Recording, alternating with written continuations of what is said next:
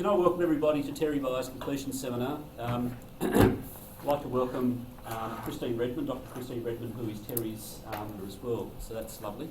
There's actually no real jobs for us to do. There's no form to fill in or anything other than to provide feedback and comment. But perhaps I'll turn over to you in a minute, Christine. I'd also like to introduce Terry, who's in Queensland, and will be not only will he be presenting via Skype, but actually it's live to YouTube, because there's been some interest from other places as well. So some people are watching in New Zealand, I believe, Terry, so don't feel nervous about that. No, I've already been heckled this morning. Yes, the joy of internet. No, I've already received the emails. I've received. Yeah, no, it'll be good. We'll work it out. I'd like to welcome guests.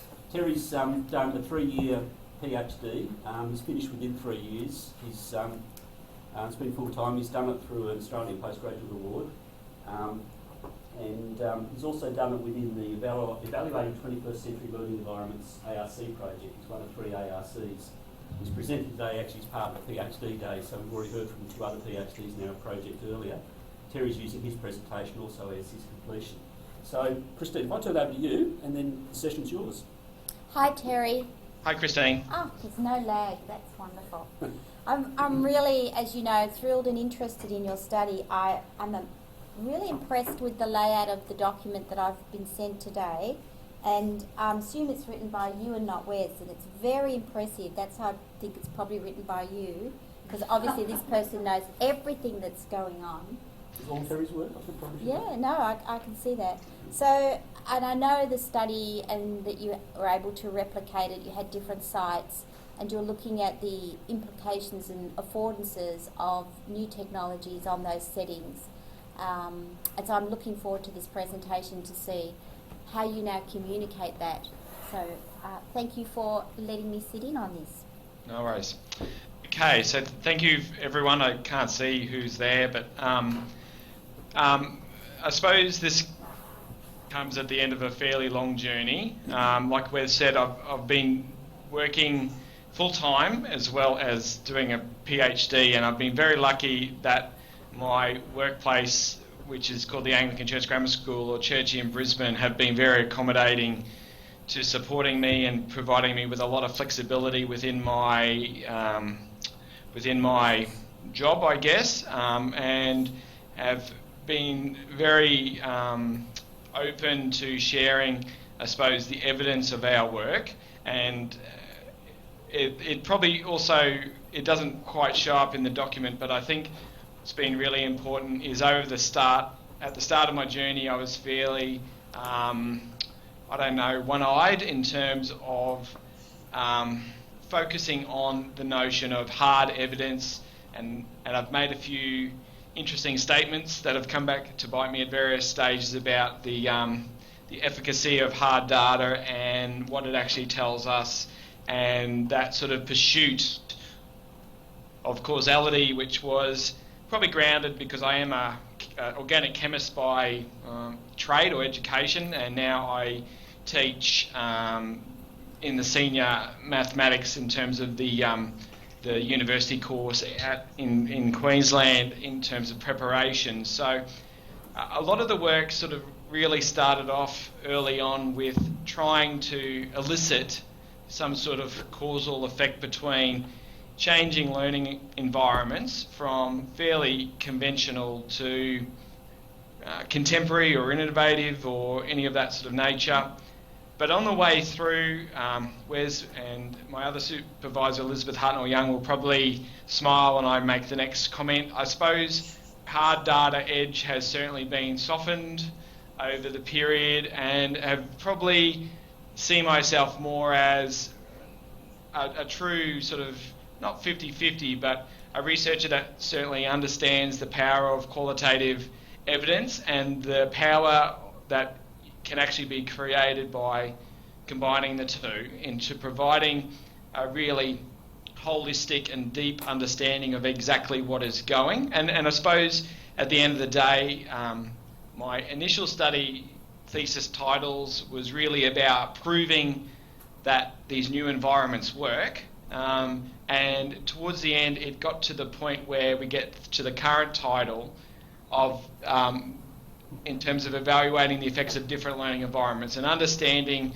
I suppose, how different learning environments, what is their impact, what do they actually support or hinder, and how does that actually affect both teachers and students. And probably the qualitative side has really come to the fore probably in the last year or two, especially with the last study at Churchy, where we actually followed teachers for a really long period of time, and rather than using fairly blunt instruments like big surveys repeated over a number of iterations, actually following teachers as they make their journey, as they transition from a fairly traditional or conventional sort of cellular arrangement into a space that has been designed to really push them pedagogically and to create, I suppose, the environment that, potentially gives them a lot more choice, but more to the point, models a slightly different view on teaching and learning to their students. But what was really interesting is through that study, it actually showed me that the space is important, but not as important as the teacher who inhabits it and how you support teachers through these changes. And what's really interesting about Churchy is that we have a fairly wide spectrum of staff, and it actually goes to show that when you get a real true understanding of teacher practice, it actually makes it quite more attainable to sort of manage teacher change through a spatial change. And I suppose that's the big thing, is that in many cases, especially the last study that I spoke about, which is the stage 3, the power of that study now is actually going into its 3rd year, where we're continuing to follow these teachers and actually understand how they navigate the change, what forces them to change, what practices do they keep the same, how does the change process impact them, but more to the point, do they actually retreat back to how they were teaching before, or do they continue, and how do they evolve over time? And it's interesting, before I probably start, because it gives a good context of the school. Through the work of working with Wes and Elizabeth over the years, we now have developed within our broader school, which is a fairly traditional Anglican church school. Most of our students, I think 98% or 99% go to university. A lot of our students will go to medicine, law, business or engineering, or the sciences at UQ typically, but more and more are now going to QUT. We now have students who go overseas to Harvard and MIT and Yale for various sort of subject disciplines and so forth. But I think what it goes to show is that the study has actually enabled teachers to get a really good understanding of what space and the arrangement of space can actually do to their practice. And when we first started, it became, trying to prove that it worked. But unfortunately, we now have teachers who use the limitation in their environment as a bit of an excuse at times for saying, well, I don't have the opportunity to teach in X or Y building or X classroom or A building. And the space actually, because it's fairly fixed and limited, and they start using the language that we've communicated with them over the last 3 years, it's interesting when people defend, I suppose, what they're trying to do, and they use now the spatial arrangement of their classroom as a bit of an inhibitor to what they're trying to do. But I suppose that sort of goes to show that we've been able to educate and bring along, 100 plus staff members who, some of them have been at Churchy for longer than I've been alive. So they're fairly dogmatic in terms of some of their practices, but it's been able to enable us to drive considerable change. And the metrics that have come out of the PhD are now used elsewhere in evaluating generally intervention-based initiatives that might not have anything to do with the physical arrangement of the classroom, but might be more focused on actually understanding what teachers do in their classrooms. So if we look at the overview of the thesis, when we really go back, the key start for me, I suppose, was when I started working with Wes he sort of suggested the idea of using a single subject research design where we, rather than sort of look at point in time, a big survey at one point in time, where we actually follow people, in the case of staff and students, over a fairly long period of time, and we look at if we apply an intervention, which in each case has been a change in the space, whether it be a refurbishment of an existing classroom or a new building, what is the effect?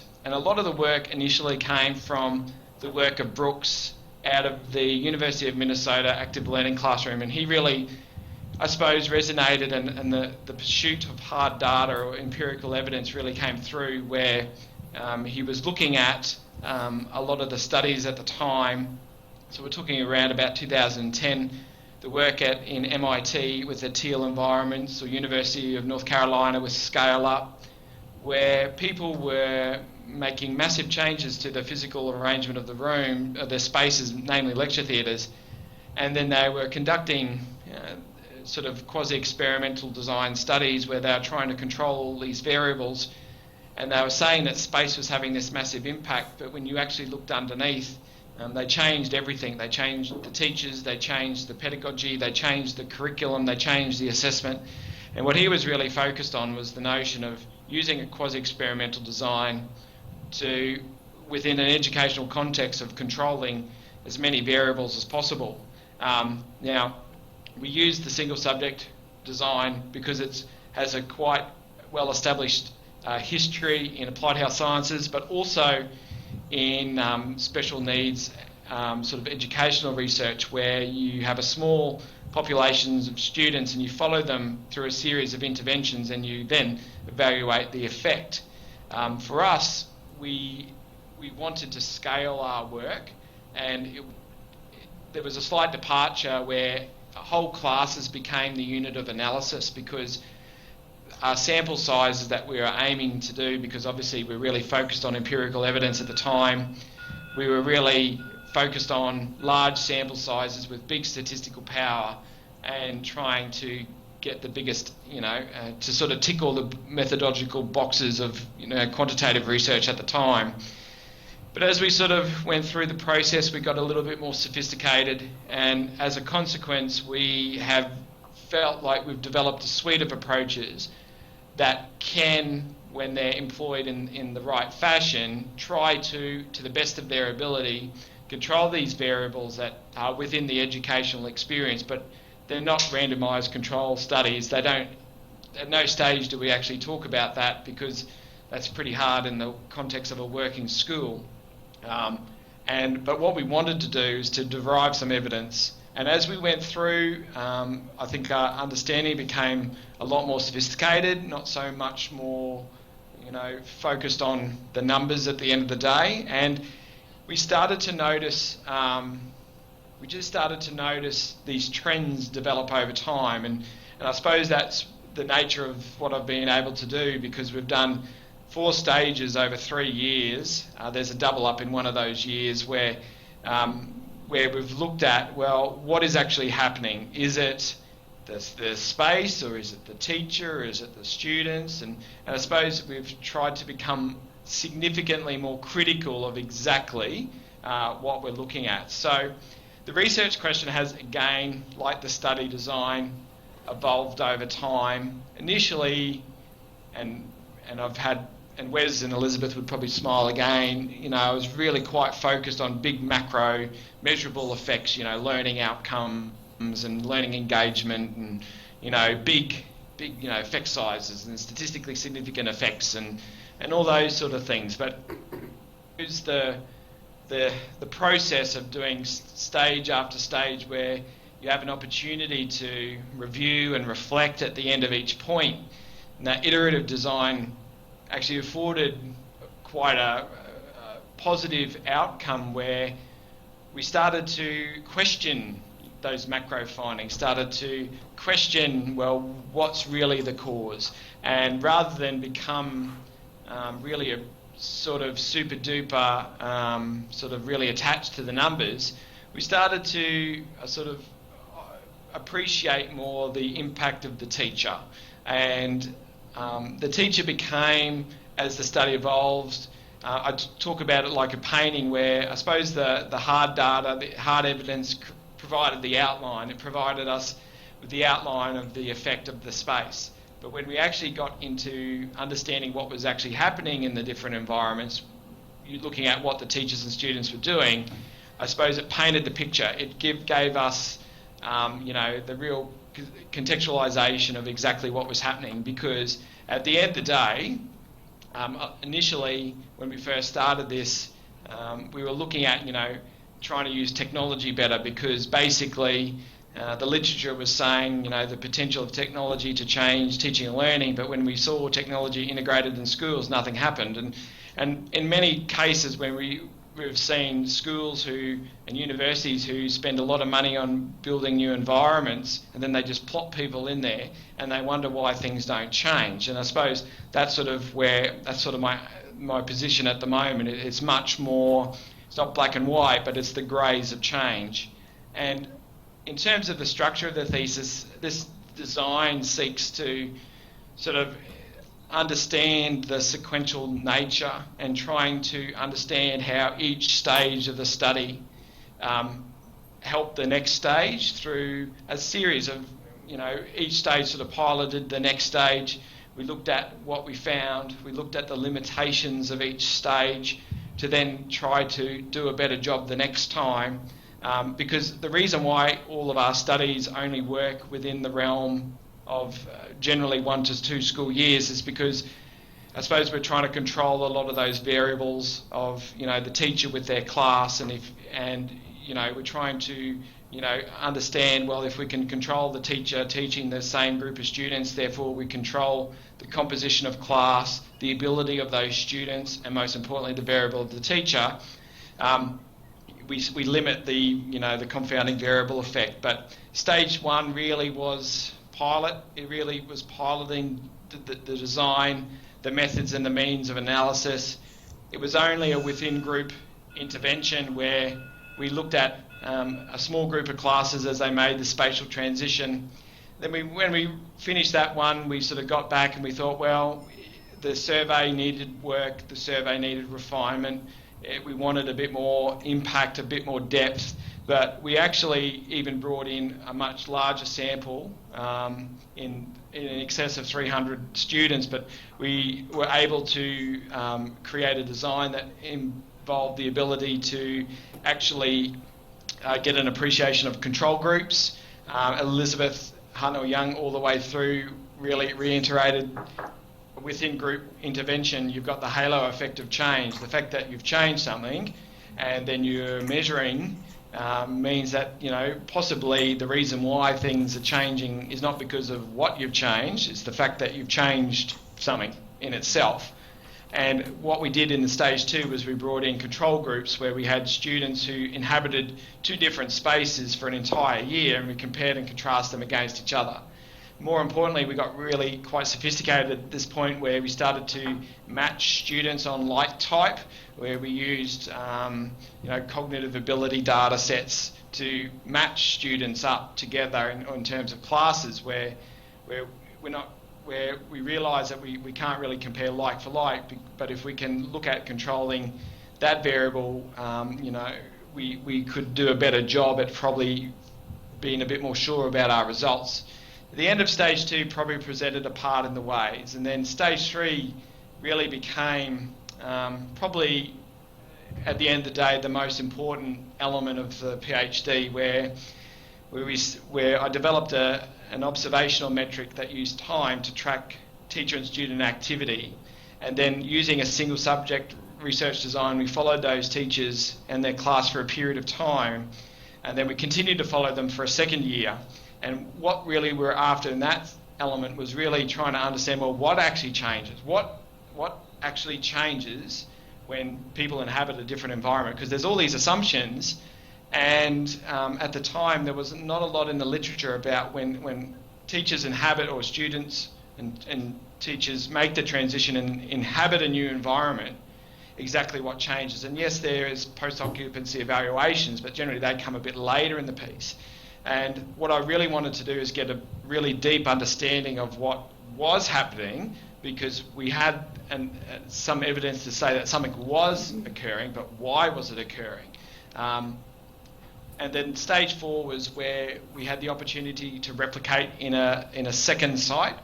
Basically, the design, methods and means of analysis of stage 2 were replicated in a second site.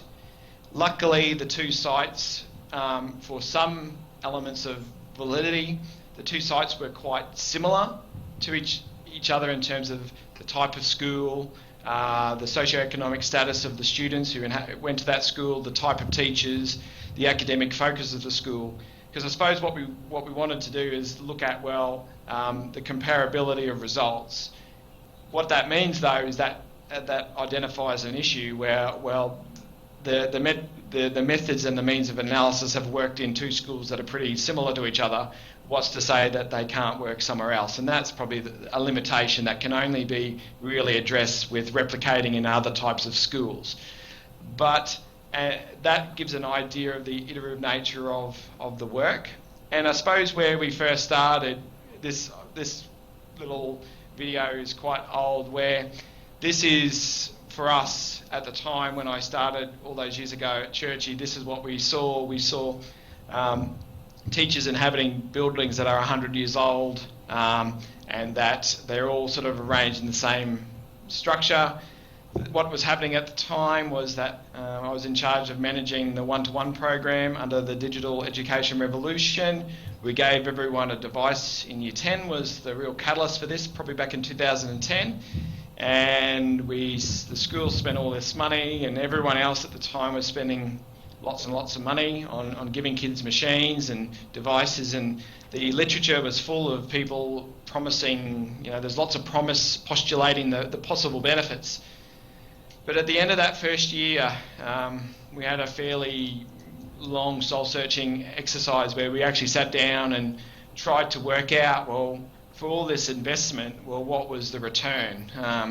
And what was interesting was that when we gave teachers and students technology, it was a possible catalyst to really shake up what was occurring in the space of teaching and learning at the school. But in many cases, the numbers of teachers that were able to really go on a journey and really push the boundaries were quite small, and sort of conform to that innovation cycle where you have your early adopters, which and the people way out in front who might only contribute maybe 15 to 20% of your school, and you've got the cautious majority waiting on the other side of the chasm that Moore talks about. But what we actually saw was a lot of teachers retreat into their practice.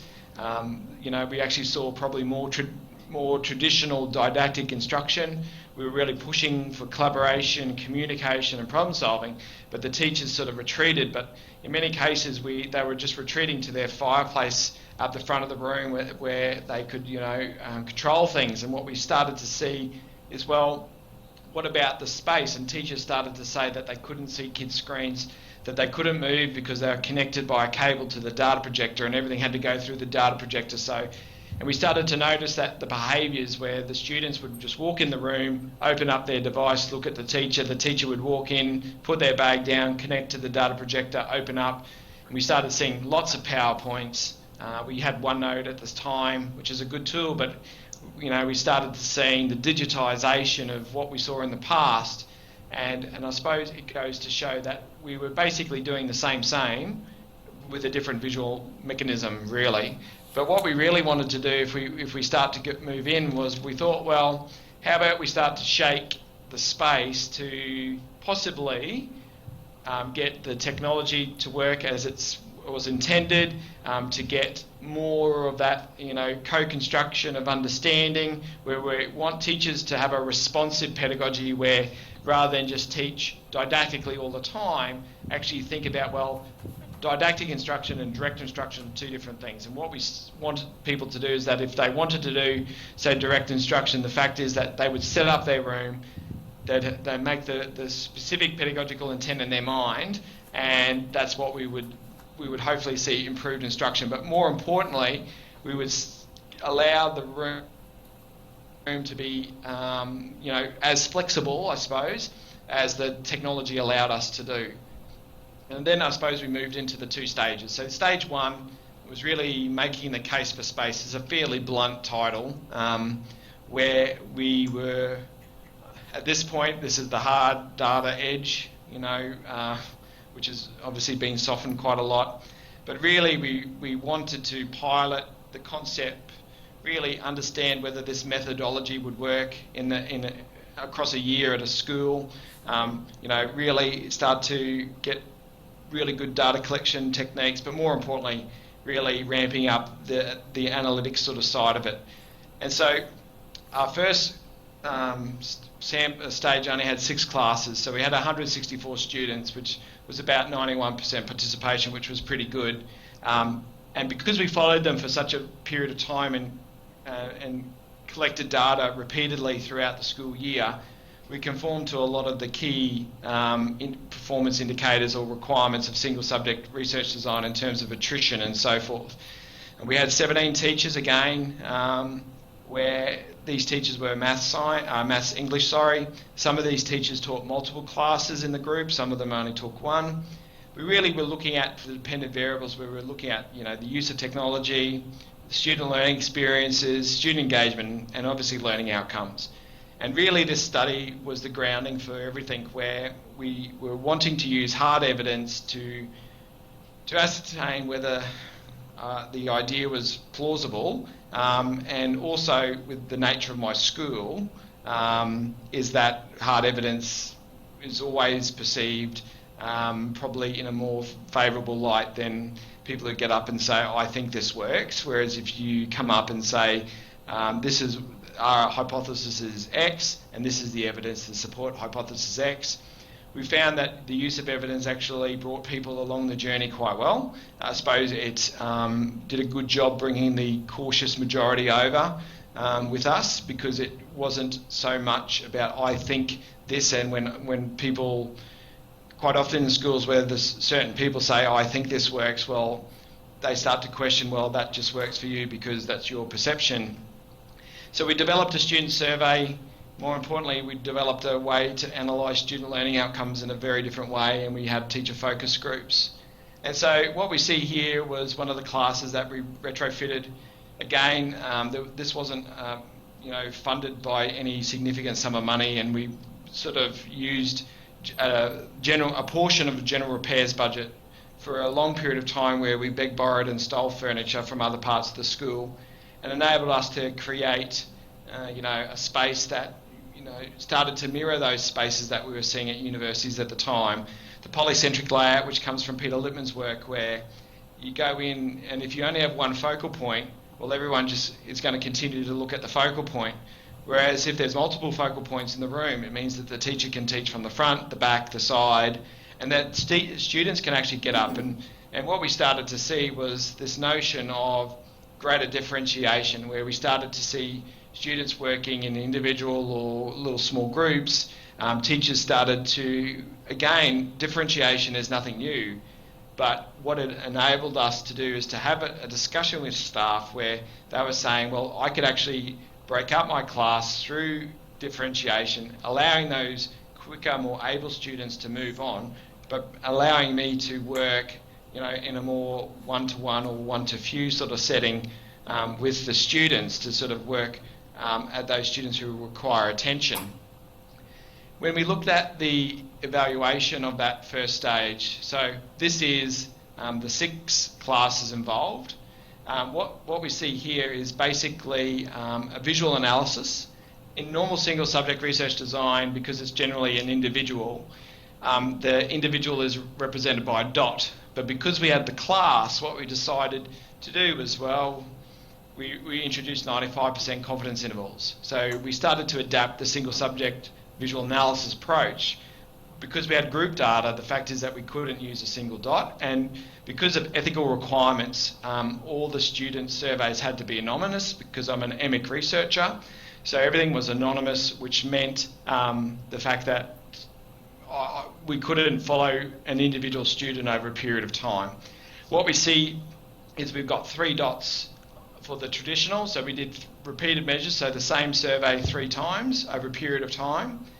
And because we didn't quite know exactly how many points of data we needed to collect, we sort of normally the evidence for the attrition rate and the sample size meant that 3 data collection points were quite good for statistical power, but we were using work from the medical field where it looked at, well, how many times you need to collect data from someone before you start to evoke participant fatigue, and starting to introduce internal validity issues such as testing threats, where because the person gets so used to the instrument, that being the survey, that the data gets a bit invalid after a period of time. So we looked at 3 or 4, and that gave us a really good statistical power at the 0.8 level.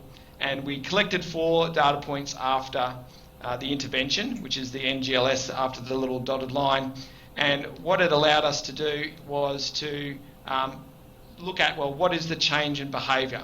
And so what we looked at was we brought in the criteria of most single subject research design of a stable baseline, which means that you can show a good comparison. We looked at non-overlapping confidence intervals to indicate a statistically significant effect. We didn't want high variance in either phase. And so what this sort of goes to show is that we were following the behaviour of these classes.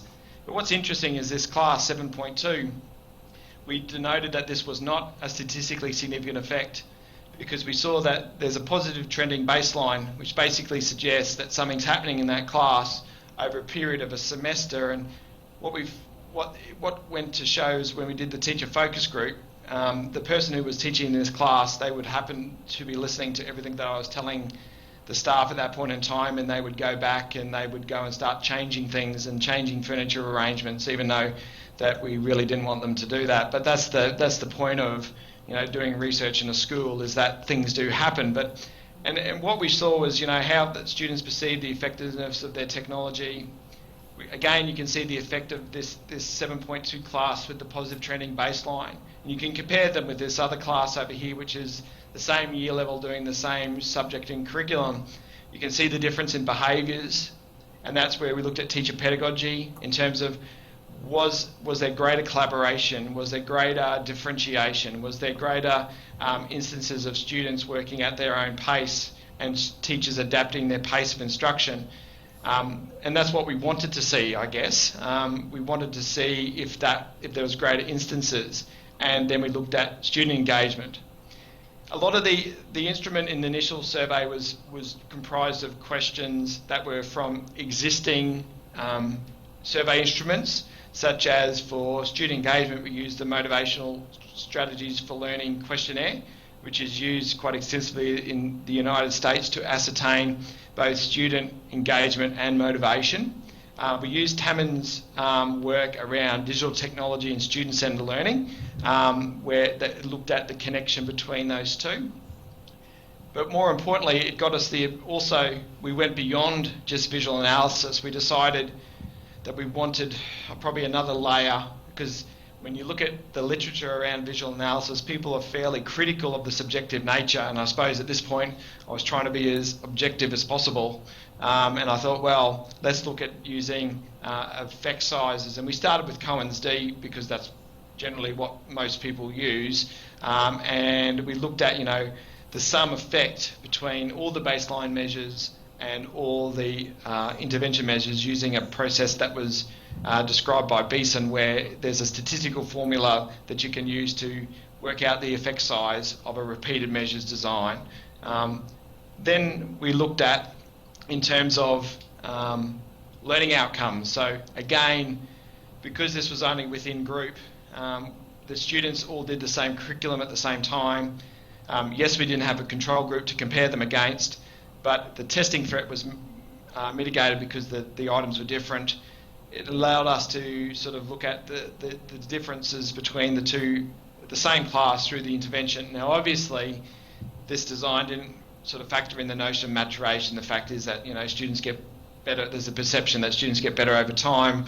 Because there wasn't a control group, we can't hand on heart say that we were able to moderate that threat. And also it introduced the variable of curriculum. The fact is that they could have done a particular curriculum in semester 1 versus semester 2. But at this point in time, Again, we weren't really wanting to, in hindsight, really make causal conclusions, even though that's probably what I was trying to do at the time, but it was just laying the foundations. And again, we started to look at bringing in, and this has been quite successful, where we've started to look at comparing student performance against their cognitive ability. And what this was able to do was, because in the ethics we had the ability to collect student learning outcomes data from the school, we started to compare and contrast, and this students in the new generation learning space to the traditional space, but relative to their cognitive ability, which we have data on our students through the academic assessment services, where we actually get data that's standardised and normed to the population that we use as a proxy to ascertain students' levels of cognitive ability. But basically it started to allow us to get to the idea of, well, we've got two students that have roughly the same cognitive ability. Yes, they do have different teachers, but how do they perform on the same assessment and curriculum? And again, what we were trying to do at this stage was mitigate all these threats to validity within a single study. And then this was sort of at the end of the process, and initially the focus group was really to serve the purposes of providing a conceptual and contextual understanding of the key quantitative findings, really a bit of a layer of, rather than being a really major part of each stage, it was sort of like a bit of a task that was done to provide an understanding of the anomalies or what the trends were, and trying to get the teacher perspective. And initially it wasn't such a huge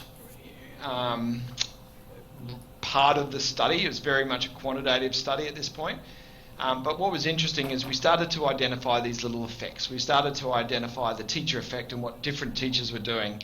What was really interesting is that teachers started to talk about the conditions of schools and the rules of schools. And the fact is that we were working with year 8 and 7 students, but how would external testing like NAPLAN be affected by this? So how would timetabling and subject choices and high stakes testing, and so this started to sort of broaden the field a little bit, which resulted in stage number 2. Now this study was quite much a larger study.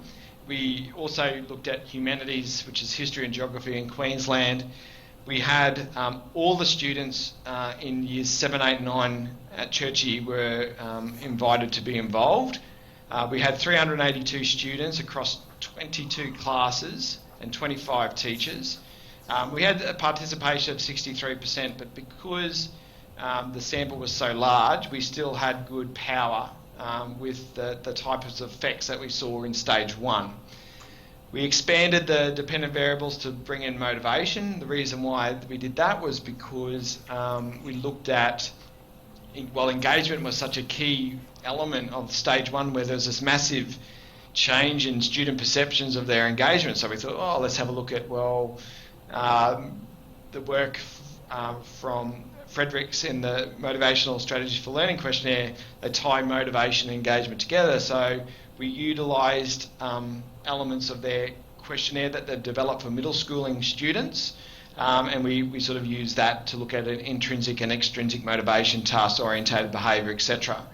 Again, the survey was bumped up in terms of really trying to get a much better and deeper understanding. But again, this study was quite about improving the generality and the validity of findings, the ability to have control groups. Also, at this point in time, we decided to get the feedback from John Hattie. So Wes gave John Hattie a copy of an article that we were writing for a journal, and a lot of the feedback came back that some of the statistics needed to be tightened up. And I suppose that's the benefit of having an iterative design, where you have the ability to get feedback, to develop a better process, procedure and method. And so we brought into the case repeated measures and overs. We still conducted the visual analysis and the effect sizes as a post hoc measure, but we really looked at a repeated measures ANOVA. And so we used it to look at both within group, which is this data here that you can see on the page. Also identifying, the types of classes in terms of ability that we have using our standardised data. And what we wanted to do is to really bump up the analysis element. So how it worked was the repeated measures ANOVA. It identified if a statistically significant event occurred. And then what I would do after that is I would go back in and then use the visual analysis and effect size as a way to, identify when the statistically significant event occurred.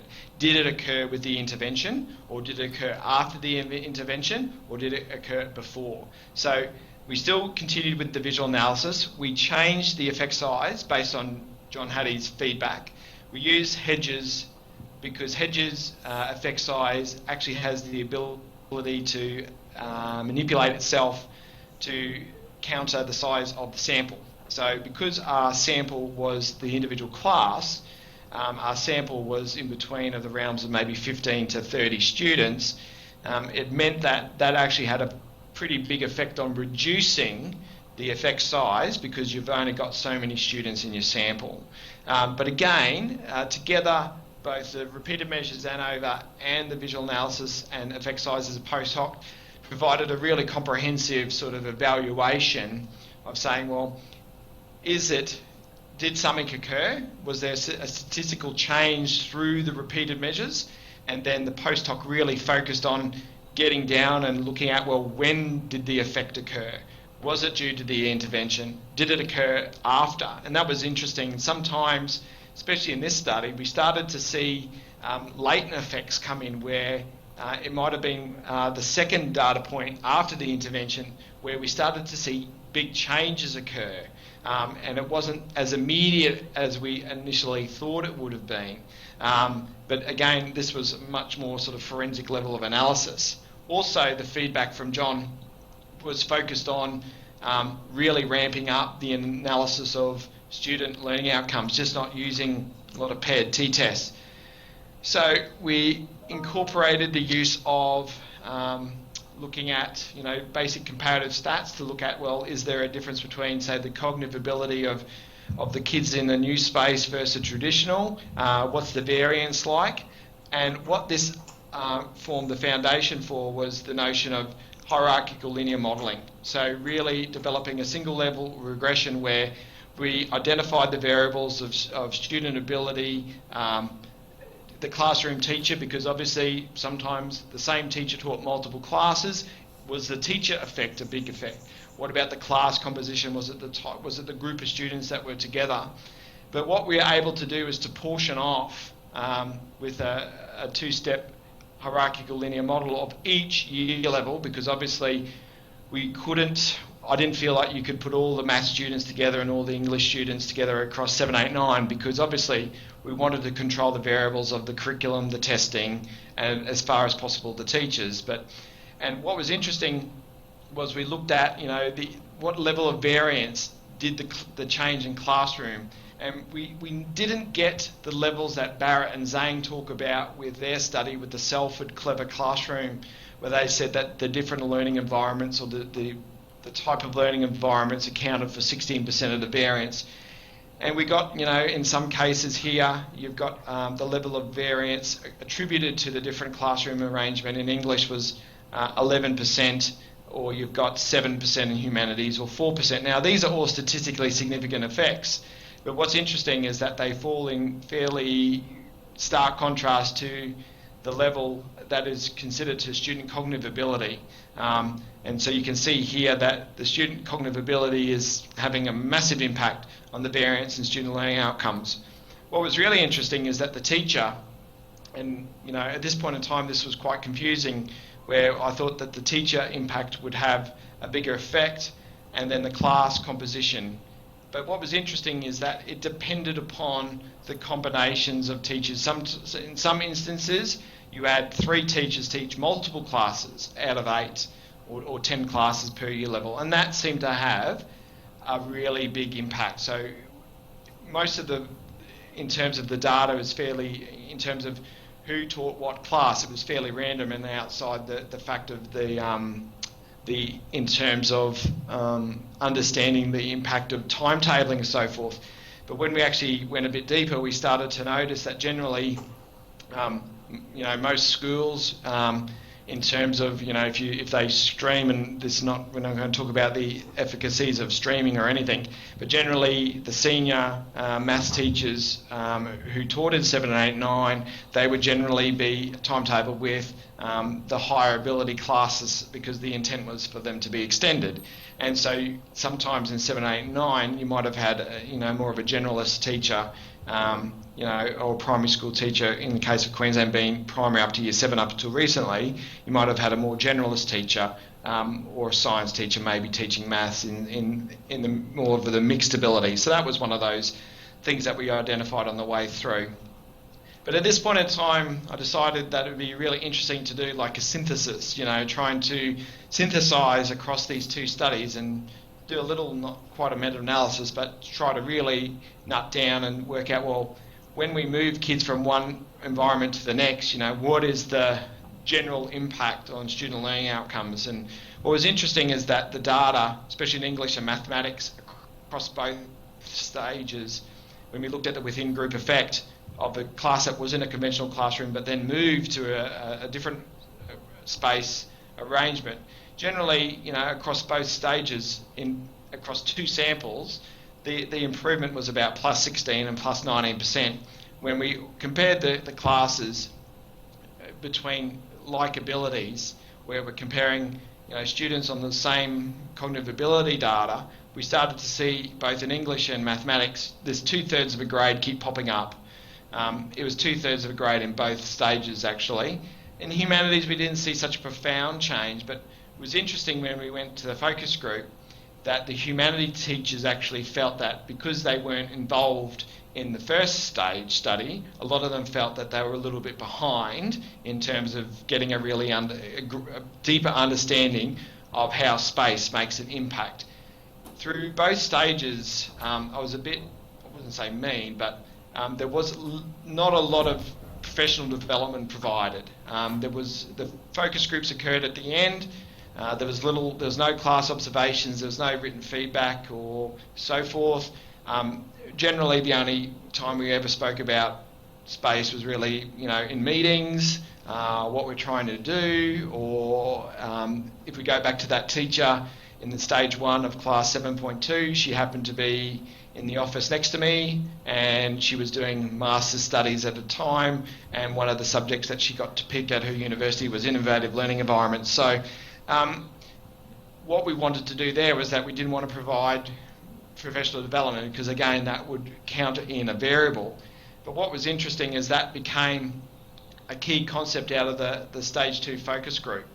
And what we really wanted to do was get an understanding of this teacher environmental competency which LACNY developed a few years ago, where we started to notice a difference between those teachers who had been involved in 2 stages versus those teachers who were only involved in 1 stage. It was like the teachers who were involved in stage 1 and 2, they were able to clearly articulate how the space had made a big difference and how they use space to adapt what they are doing, whereas the teachers who were only involved in stage 2, they weren't as versed in the depth of understanding. And this sort of this meta inference point produced a real change for stage 3 at Churchy, where rather than continue to give big surveys out and follow kids for a period of time, I really wanted to continue with my single subject research design because I felt that it was really impactful because I was collecting data all the time, evaluating it, getting an understanding, but I was never able to feed back to the teacher about, well, what's actually going on. And rather than being this really isolating process, trying to get a better understanding of what does this teacher who gets this really significant change in their practice and their students identified on the survey and their learning outcomes data really improves. What are they doing versus a teacher who might be teaching in a very similar classroom, with this maybe the same or very similar groups of students, but they're not getting these big changes. And so this is the really pivotal point of the study where we started to look at, you know, the change in focus. So I developed, like I said, an observational metric, which is a macro at Excel, which sort of times activity. The reason why I did timed activity was that we were evaluating our creative precinct at Churchie, which was basically informed by what we learned in stages 1 and 2, but we put it into this retrofit, bringing in visual arts, film and TV, engineering and manual arts into one big open studio sort of arrangement. And if I was to evaluate these teachers, I'm a math science teacher by trade, I didn't feel like I could conduct, you know, a qualitative observational approach where I'm connecting, you know, notes and, you know, being sort of evaluative, you know, about their pedagogy, because I'm not an arts teacher, I'm not a manual arts teacher, I'm not a drama teacher. So I felt that I had to develop slightly different tact to get an understanding of what was going on without being subjective, because I didn't feel like I had the curriculum expertise to talk about, you know, arts pedagogy when at the time I really didn't have any understanding of it at all. We continue to use visual analysis, but also keeping with my quantitative bent, I found this really interesting new way of, it's called TAHU, which is an inferential calculation, which is basically where you can get single subject data, and it's a statistical process that actually works out and quantifies it back to a p-value of if there is a significant change. What's really interesting about the TAHU calculation is it can actually, in the design, if you have a positive trending baseline, it can actually work it out and then negate the statistical change, even though the dots might not be overlapping. But if there's a trend in the data, the statistical calculation can actually cancel out a statistically significant effect if there's a positive trending baseline or a declining intervention. And so this stage went for 2 years, where we followed teachers over 126 observations of 11 teachers and 14 classes. So I followed the teachers for 3 iterations in their traditional old, you know, workshops and art studios, which are fairly cellular, you know, big equipment and so forth. We then went into the creative precinct, which you'll see some pictures of soon, which was a very different space, but it had been informed by what we learnt in stages 1 and 2. And then I decided to keep going with them for a second year, where I followed the same teacher teaching the same class, but not the same students, the same curriculum, so at the same point in the year, but with a different group of students. Because what I wanted to see was that there's not a lot of evidence on what happens in the habitation, but people would have thought that, well, teachers are only changing because a change has occurred. What happens a year after or so after that change occurs? Do they retract back, or do they maintain, or do they continue to evolve their practice? And again, we use the focus group. And what really drove this study was the idea of Blackmore's work, where, you know, at the time that she wrote this and her colleagues, you know, there was it was the time of the BER, the Building Education Revolution, lots of people were building lots of stuff. In Queensland, it was very poorly done because a lot of people built templates where principals would pick a template out of a list of maybe 4 or 5 options. They would have little or no engagement with staff. Staff had little or no idea what was going on, and I suppose it was being really deterministic, architectural determinism, where the notion was, well, the architect changes, so therefore this magic thing is going to happen.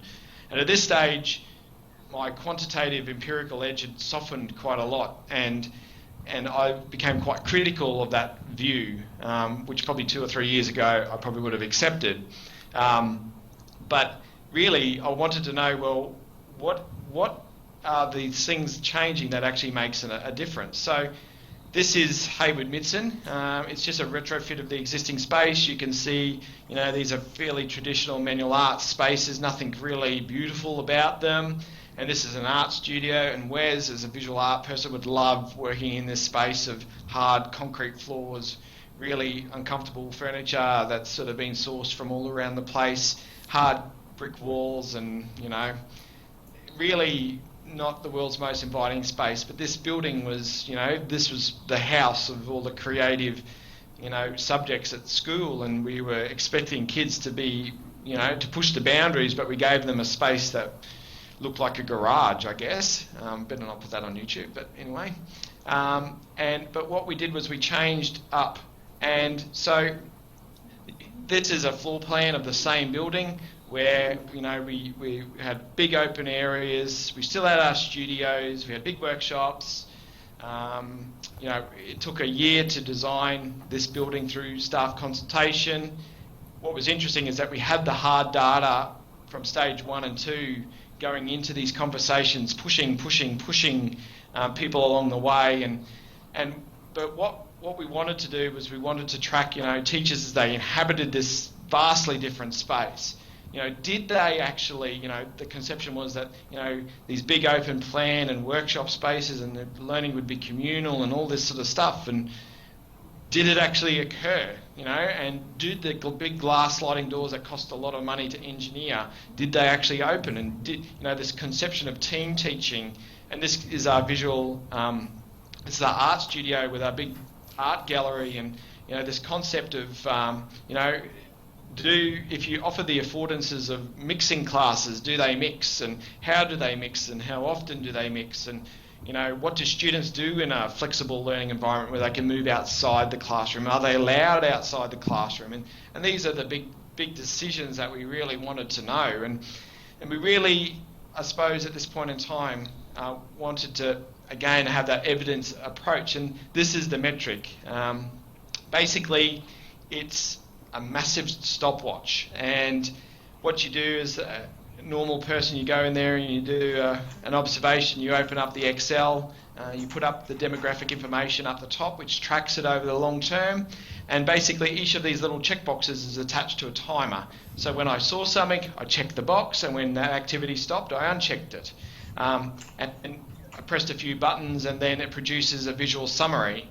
Unlike stages 1 and 2, because my unit of analysis was the teacher, and I actually wanted to engage with them and understand with them what was going on, I shared the feedback with them, and we had discussions, and I wish I had a video tape recorder, because the discussions were really good. The data just provided the basis of the discussion, and we would talk to teachers about their practice and how it changed and what worked and what didn't work, and for them to, I think what it presented them was, because it was research and because it was a partnership between me and them, and no one else saw this data, it was sort of like, well, they could tell me stuff that when things worked and didn't. And so this produces the visual summary. So this is a teacher looking through the modes that we use. We use Ken Fisher's modality. So mode 1 is teacher-centric, mode 2 is student-centric, mode 3 is informal, and outside, because we created all these outside learning in spaces that are outside the classroom, and we wanted to know if they work. So you can see here that the first 3 points, A1 to 3, that's in their traditional space, that's the portion of the lesson. B1 to 3 is in habitation, so the first 6 months, and then C1 to C3 is a year down the track. Now, again, with the timetable, I didn't get to see all the teachers teach again the same class, and therefore there was changes that needed to be made. But all in all, I got to then look at in terms of the visual analysis. So here, what we see here is, again, the visual analysis of a statistically significant effect. We look at the p-value, which comes from the TAR-U calculation, and basically from that we got an understanding of, well, how much a teacher's changing. And so we are able to produce these visual summaries, which were shared with the teachers, where we actually showed them at the key points in time how much their practice changed over time, how much did they change their use of space, how much did the communities of learning change, where we're able to quantify that and say, okay, well, this is basically a trend. And more importantly, we focus on teachers about the teaching and learning cycle. So the grey is the baseline, the blue is everyone. Now this is everyone's data in the habitation and then in the occupation. And what was really interesting is that all the subjects involved in this fielding are hugely hands-on and hugely practical with generally tangible products. And what was interesting is that we started to see greater activity differentiation, because what we saw was, because you're in a studio, kids were doing the same activity at the same time in the old building, because teachers obviously had trouble, sort of allowing kids to move on. But we noticed that when they moved into the new space, and the flexibility of the space seemed to have a massive effect on teachers, allowing students to differentiate their activity. So we started seeing students move at their own pace. What was interesting is that student disengagement went down, and that was a key element of what the teachers wanted in the new building, because they identified that student disengagement and bad behaviour seemed to be related to the subjects that were in the previous building. But when we refurbished the building, similar groups of students still picked those subjects, but they noticed that because they were much more mobile, agile, responsive, we started to notice a big effect. And I'll quickly get to the last one, stage 4. So this was the replication at a second site. It was all about the external validity, proving that it would work in another context. We only had, this time with the particular requirements of the site, we only had mathematics. We had 144 students in 7 classes with 5 teachers. 2 teachers taught multiple classes, but we had a really good participation rate.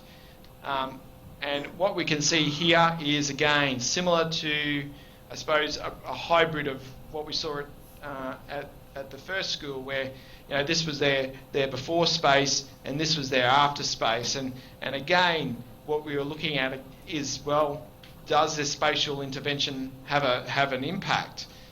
Again, we were using the metrics of stage 2, repeated measures ANOVA, trying to work out. It was very interesting though, in terms of the comparison between the sites, because the students were pretty similar to each other at both sites, the type of students who go to these 2 schools.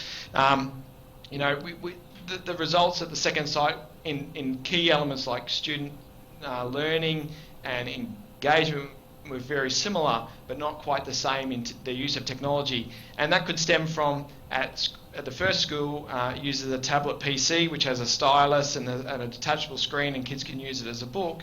And at the second site, they had an iPad. But it was interesting that the biggest differences between the 2 sites seemed to always come back to, when we looked at the analysis, in terms of the technology. The other interesting thing that happened that sort of confirmed my element of teacher environmental competencies was the fact that things started to occur between classes that were taught by the same teacher.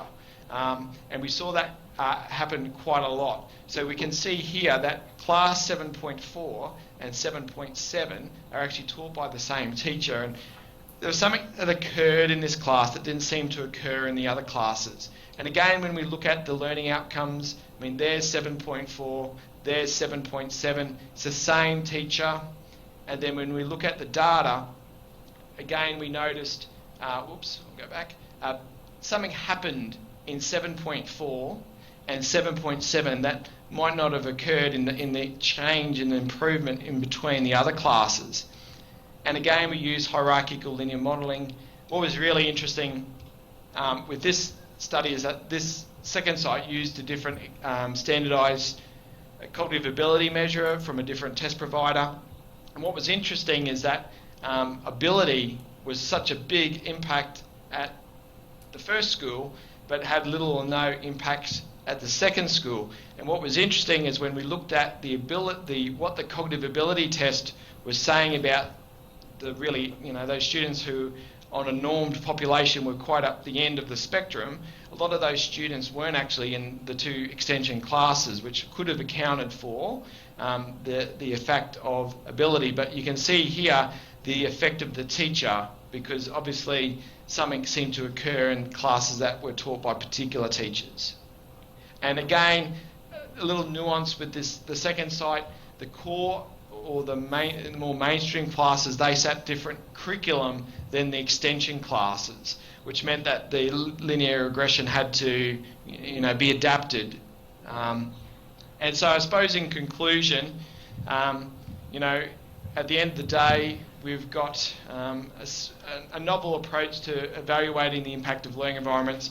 I suppose towards the end of the study, it became much more about identifying, rather than saying one learning environment is better than the other and one teaching practice is better than the other, it just became about evaluating the impact of different environments. But I suppose the biggest thing that we came out of it was the fact that it's all about how spaces are inhabited, basically. We saw the key differences between the two sites, and when we compared and contrast the focus group conversations of both those teachers, it's very interesting to see how the differences and how the teachers were talking about their influence in space seemed to have a massive correlation with how their data looked. If teachers were positive about their space and what their experiences were and they valued their time, it was interesting that the data seemed to support that. Whereas in some of the samples, some teachers were pretty negative, were pessimistic, felt that weren't as positive as the others. And what was interesting is that their data seemed to match that. There wasn't such a big difference. But what's really important, I suppose, is the key finding is that when we look at schools and outside of Queensland and so forth, we see schools and universities spending an enormous amount of money on the built environment, and for many schools, in particular, when I converse with my peers in New Zealand, they know from their experience how often schools, retrofit or create a new space. It's a one in a generation or one in a teacher profession sort of change. So these buildings that people are building, cost a lot of money and significantly burden the school. But what's interesting is that I kept coming back to teacher environmental competency. It just seemed to be this thing that kept resonating back through. It seems to be that, like anything in education, the impact of any intervention is mediated by the teacher. And if teachers have a good environmental competency, it seems to have a clear predicator on the impact of any design to facilitate whatever it's trying to achieve. And I'll just finish with the model, and that's sort of the model where I've looked at is that in the centre you have the impact of the space, and then around that, but not delineated from that, indicated by the dots, but that the environmental competency of the teacher is just as important as the design of the space, because the design is supposed to speak to a particular intent, but if the teachers can't facilitate that intent, well, then the space isn't going to achieve what it intended. And I suppose people talk about, digital technologies a lot, and for us, through the spatial interventions, and I'm talking about the work at Churchie, we actually found that when we de-emphasise the role of technology as the panacea of change, and it just became a learning tool with all the other learning tools that teachers have, such as writable walls and movable desks and etc. Technology actually started to get used significantly more effectively. It started to enable teachers to create much more responsive pedagogy. We didn't want to say throw this out and adopt this new way of doing things, but teachers started to talk about their pedagogy a lot more, and obviously we want to change how students work together rather than just being isolated all the time. And I suppose these are the outputs. Improved academic outcomes and increased engagement have been probably the biggest outcomes at Churchie in terms of what we've been able to establish, and that sort of key sort of work where students are more engaged in their learning. So there's no surprise then that there's a correlation with academic outcomes. There we go. Thank you very much.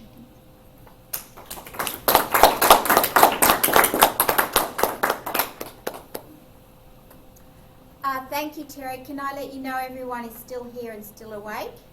No worries. So, and everyone stayed with it?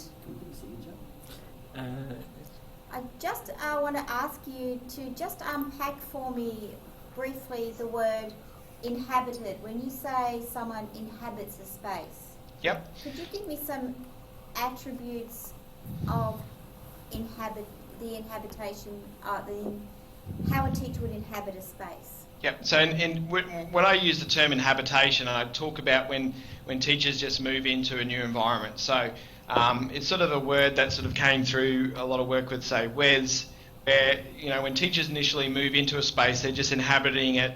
They're still learning about, well, how does the space work? How do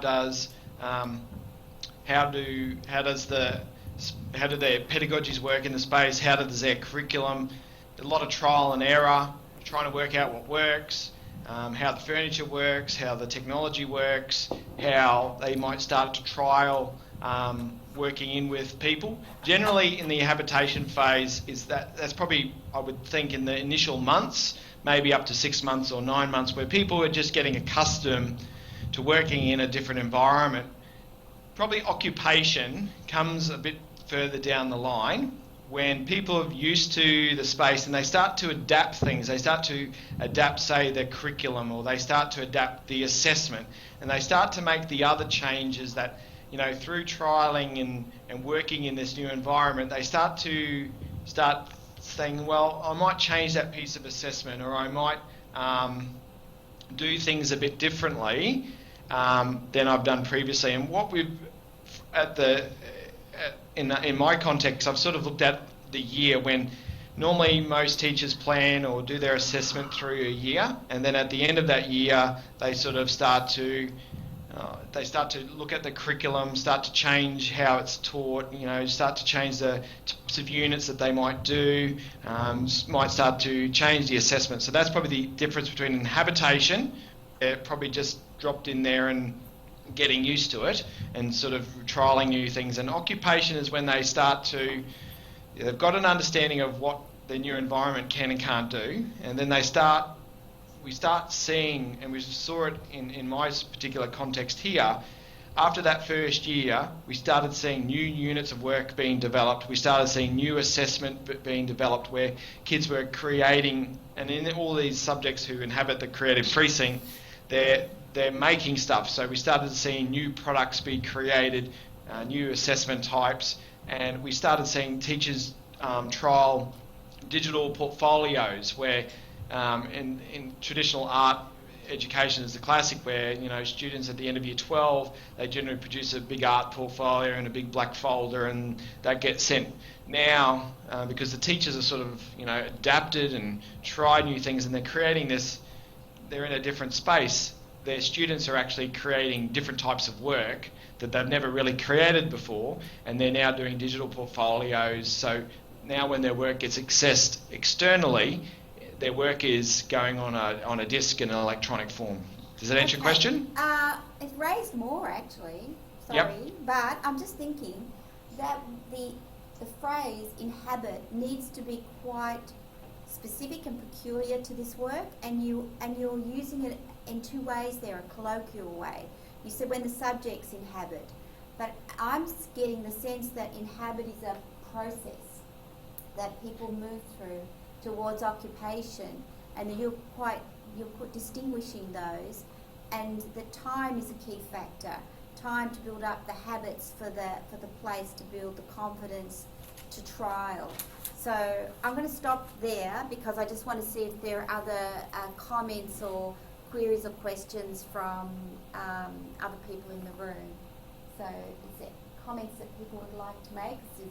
Before we take more comments, would you be able to turn your webcam on, Terry, so we can see you? Yep. I've just been talking to a screen. So does anyone read All right. a comment? Yeah, I'll ask some comment. Yeah, Ben here, Terry. Well done, that was very well described.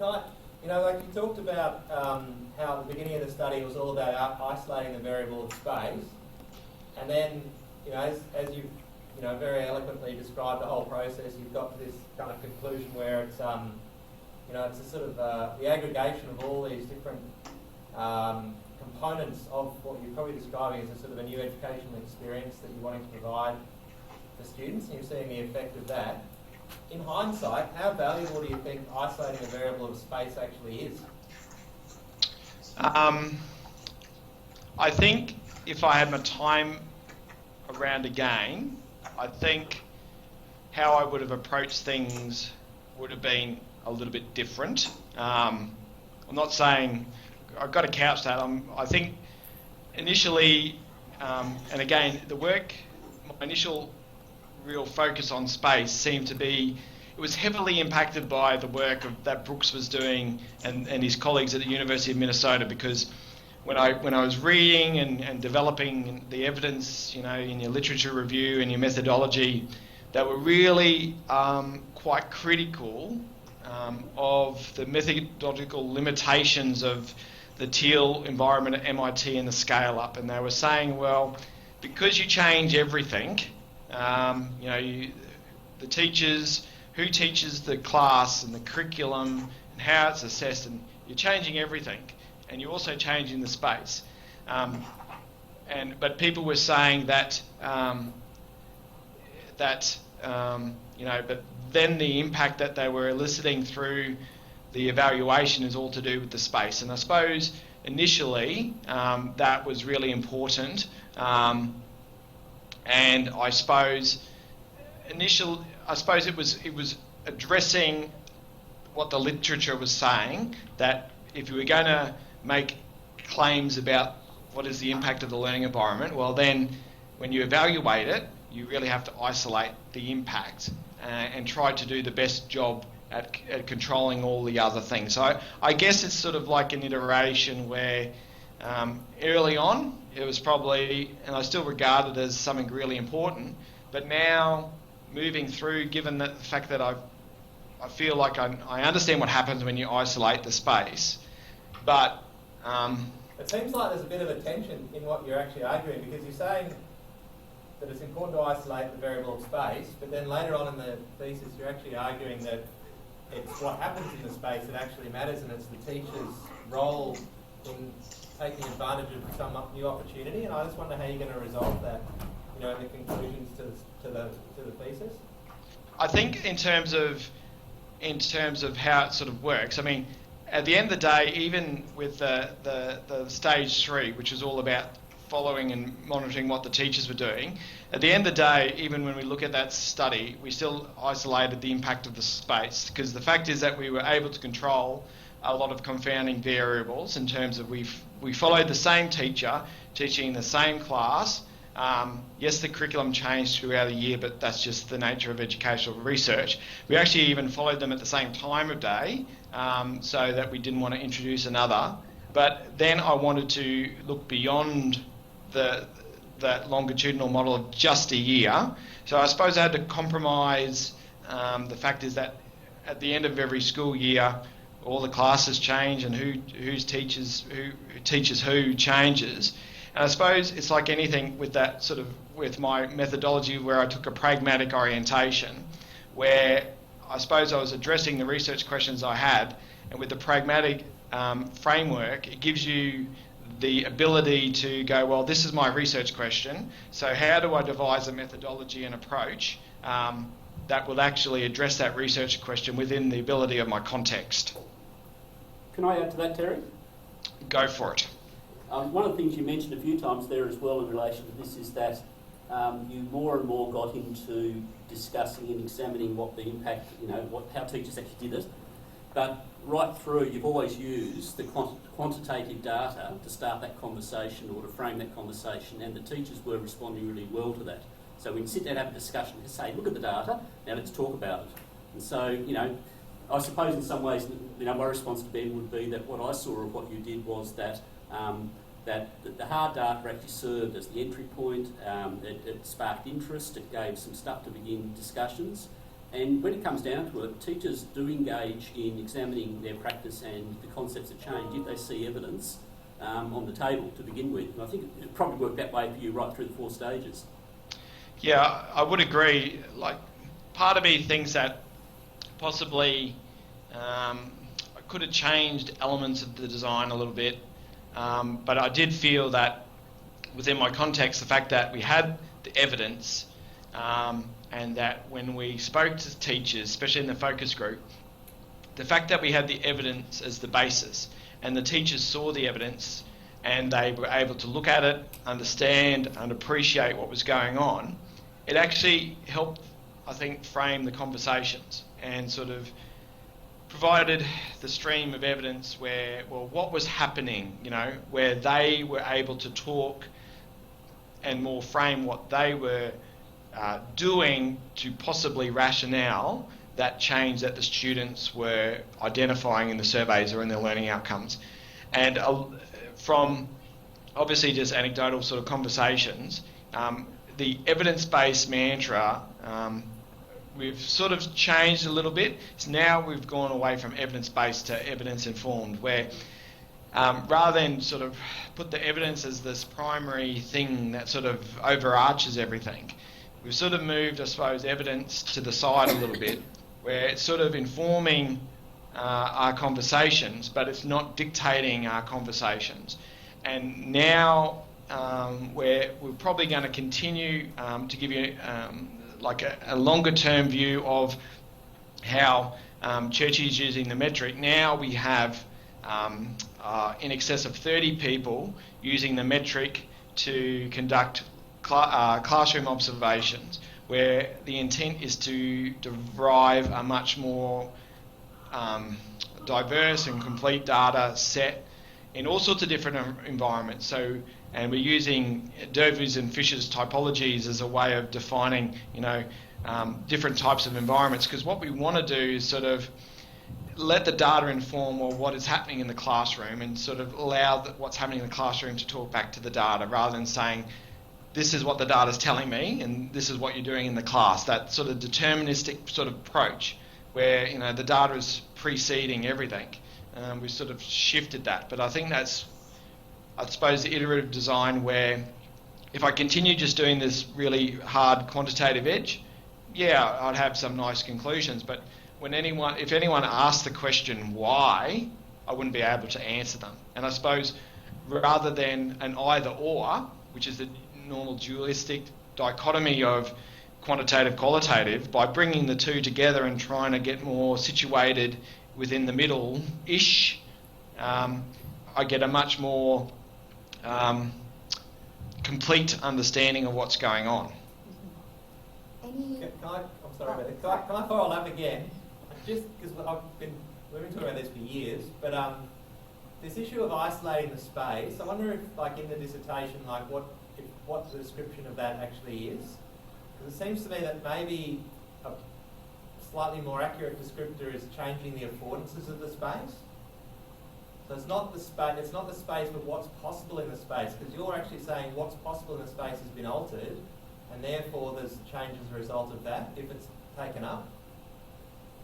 I'm just trying to provoke it a little bit, because I still see a tension in saying space has made a difference, but then following it up with the subsequent studies to say it's actually what people do in the space that actually makes the difference.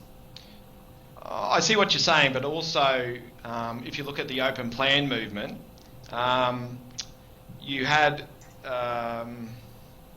these big open plan spaces, and there was notion of the architectural determinism of forcing down, and nothing really happened, because I suppose you can provide teachers, and this is like a common thing that Wes said early on, like the great teacher or the good teachers, or however you quantify that, because I don't think really you can, but the really good teacher can teach anywhere. The really good teacher can teach under a tree in a paddock or whatever. And I suppose initially I was sort of yeah, maybe, but I suppose in any space there's a series of affordances of what a particular space can support and both inhibit. So even a conventional classroom in rows, its set of affordances affords a particular type of teaching and learning. However, if you try to, and because if we look in that instance there, the space is aligned with a particular style of pedagogy, and therefore you would use technology in a particular way. And I suppose what we're sort of looking at, more broadly speaking, is that a lot of if we look at the work at the primary site, when we changed the space, the intent of the space was to create a new set of affordances which would create a different alignment with a different type of teaching and learning. And what we wanted to do is we wanted to see, well, I've designed this space, or we've put these spatial affordances in this environment, and we think we're going to see X, Y, and Z, because that's what, we want to do X, we want to do Y, and we want to do Z. And we want to actually see is, well, did X and Y and Z actually occur? And I suppose we're not saying that X and Y and Z are any better than what was there before, but it was just, I think, evaluating, well, if you do change the environment and you do change it with the affordances and you're trying to create a new alignment between pedagogy and space, does it actually affect? Because if you look at the open plan, more broadly speaking, and yes, there would be isolated instances where teachers were able to pull off what the space was trying to do, but if you look more broadly at a lot of schools who have spent a lot of money on these innovative learning environments, when you go in and visit these schools, they're teaching in a very unaltered way, even though the affordances of that space is designed to work in a different way, whether it's the teachers or the students or both of the groups together. They're continuing their hegemonic sort of built pedagogical contract where even though the affordances are there, they don't use any of them. It's Elizabeth here. Can I say something? Please do, Elizabeth. Hi, everybody. That's not what I was going to say, though, but I do think Terry's raised a really important point, and so has Ben, that teachers previously, I feel, and I think Terry's made this point earlier, didn't really regard space as part of the equation in teaching. And what he said when he was talking about the teachers in his own school, now they actually recognise that space may have something to do with it. I don't think it's space like perhaps an exterior perimeter like Ben might have been referring to. Well, I think this is the issue that I think... the whole concept of movement in space. Some of the things that Terry observed in some of his conclusions that I've read anyway about much more movement and much more visibility. Did you hear that, Terry? Yep. I think what I'm trying to say is, I think the study is really holding up, and I think it's fantastic, but I think you need to describe what you mean by isolating the variable. Like, the description of the variable needs to be probably quite well articulated, or else people will misinterpret what you've actually been measuring. So, I mean, in terms of the scientific study, I mean, what we have is you've got independent variables, which aren't the variable that you're changing, but they're the independent variables, and then you have your dependent variables. When we look at the variable of space, if we look at what we did in all stages, really, the unit of analysis was the class and with their teacher. So already in that mix there's a series of variables, but if we look at that single subject design where we follow that teacher for a period of time, they're teaching what they're teaching, the students are learning what they're learning, they're all humming along, blah, blah, blah, blah, blah. For a period of time, we collect data at series of points. Then the big change, the intervention, we're trying to focus on changing only one variable, which is the change in environment. So whether that be a new classroom or a new building or a retrofit of an existing space, what we've done is we've changed just the space, where after that they continue, teaching and learning. But what we've tried to do is we've isolated the fact that we're not per se changing the curriculum, we're not per se changing the assessment, because they're still doing this, the predetermined curriculum, they're still doing the predetermined assessment, and the teachers are still working with the students. What we've tried to do is say, well, out of all these myriad of variables that are out there, we try to keep as much everything else as controlled as possible. That's difficult in the working context of the school, but we've tried just to limit and focus on just what happens when you change the intervention variable of space. And by trying to then control the confounding variables, you are able to then isolate and view in on, well, what is the impact of changing the space? If we go back and look at the teal environment, say at MIT, they followed a group of students, but then with their intervention, not only did they change the space, but they changed the assessment, they changed who was teaching the course, they changed all these other variables. So when they did their intervention, they just didn't change one thing, they changed a multitude, which then would cast aspersions on, well, what is actually affecting the observed changes after the intervention? Does that make sense? Are there any other questions or comments on people? Like an opportunity to speak? Okay, I think then I'll draw it to a close. Elizabeth? Have we lost where's your laptop? Is it Yes, has she gone flat? No, it's still on. Okay. That's You might right. just turn the sound off. Congratulations, Terry, on the work that you've done, and congratulations to your supervisors as well for guiding this work.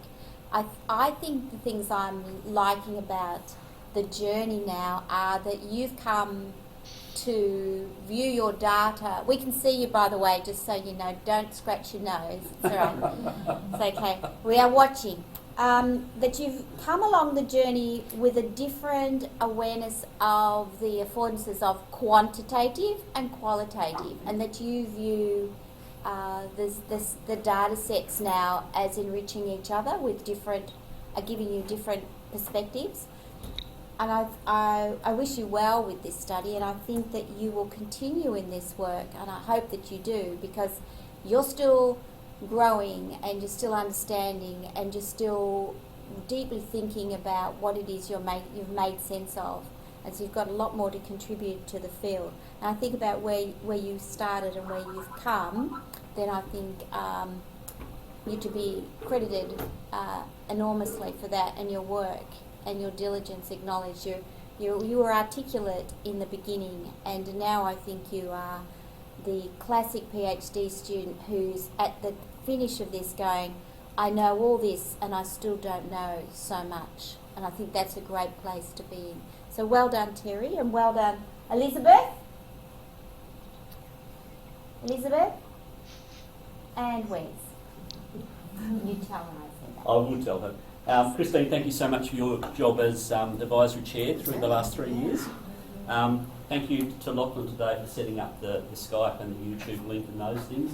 Elizabeth, I know you can hear us. Thank you so much for joining us from, as an excellent co-supervisor, thank you for joining us from New South Wales. Thank you to the guests. Yeah, okay, you're back again. You're back, Elizabeth. Sorry, we lost you for a minute. Elizabeth, I was going to say it reminded me a bit of the changes at Genogally College when they rocked the world when they said we are building a new school without interactive whiteboards because they control the space. And they went through a stage of thinking they would have them around the walls because that would be that co-constructed space you referred to, Terry. And then in the end they rocked everybody by saying we're only going to have iPads or laptops or something. So it reminded me of that. I'm thinking of you, of course, there. But it reminded me of that, how they renegotiated how that interactive whiteboard had become a pulpit and held children in this old-fashioned space with this contemporary knowledge at the front source thing. So I was thinking about that because obviously I was thinking about you. But it's also the overarching point that teachers become much more aware. That's, I think, what's happened in Terry's school. Teachers have become much more aware. And alert to the possibilities, the spaces, and let their students experience different things. Thank you. Terry, thanks for being a good student. Congratulations. Your thesis goes out to examination the next few days, so you can lie down and have a bit of a sleep for a while. Well done. Yeah, that song, Let It Go, Frozen, sing that a lot. Let it go, because you can't do anything with it now. It's not on your shoulders. There's nothing you can do, so go play. Awesome. Thank you very much. Thank you, Wes. Thank you, Elizabeth. And thanks to the E21LE team as well. It's a big group, and everyone's contributed to each other's studies. And I'm sure Terry will be the first one to say that the sessions like today that have been fed into it over the last 3 years have been important, as well as what he's done back for the group. Good. Thank you very much. See you, Terry. Thank you. Bye. Bye, Terry.